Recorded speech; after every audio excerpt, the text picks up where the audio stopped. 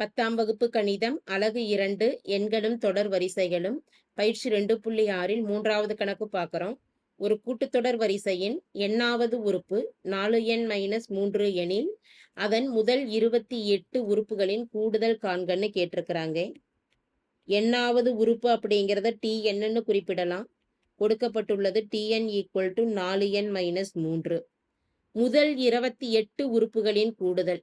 மேலும் கொடுக்கப்பட்டிருக்கக்கூடியது n = 28ன்னு கேட்டிருக்கிறாங்க.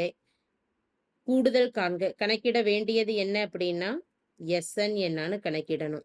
அதாவது S28 என்ன அப்படின்னு நம்ம கணக்கிடணும். எண்ணுக்கு பதிலாக 28ன்னு நம்ம கொடுத்துடலாம். கூட்டுத்தொடர் வரிசையில் ஃபார்முலா எழுதிக்கலாம். ஃபார்முலாவானது என்ன? Sn = n/2 × 2a + n-1 × d. கூடுதலுக்கான formula.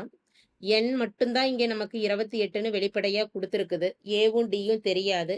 ஏவும் டியும் கணக்கிடுவதற்கு இந்த tnங்கிற பொது வடிவத்தில் எண்ணுக்கு 1 2 3ன்னு பிரதியிட்டுட்டு வருவோம். அப்படி பிரதியிட்டுட்டு வரப்ப t1 = எண்ணுக்கு பதிலாக 1 எனில் tn = 1 எனில் t1 = 4 × 1 - 3. அப்போ 4 - 3ஓட மதிப்பானது 1. அடுத்து n = 2 எனில் t2 = 4 × 2 - 3. 4 2 8 - 3ஓட மதிப்பானது 5.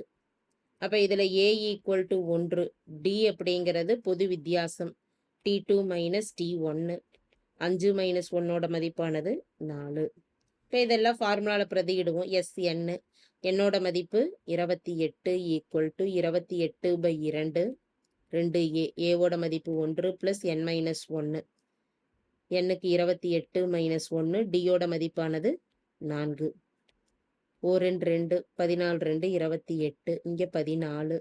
2 × 1 2 + 28 - 1 27. ஒரு 4.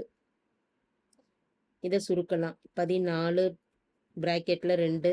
27 × 4ஓட மதிப்பானது 108. 14 × 108 + 2 110. 11 × 14 154. ஒரு 0 ஆட் பண்ணிக்கிறோம். 1540.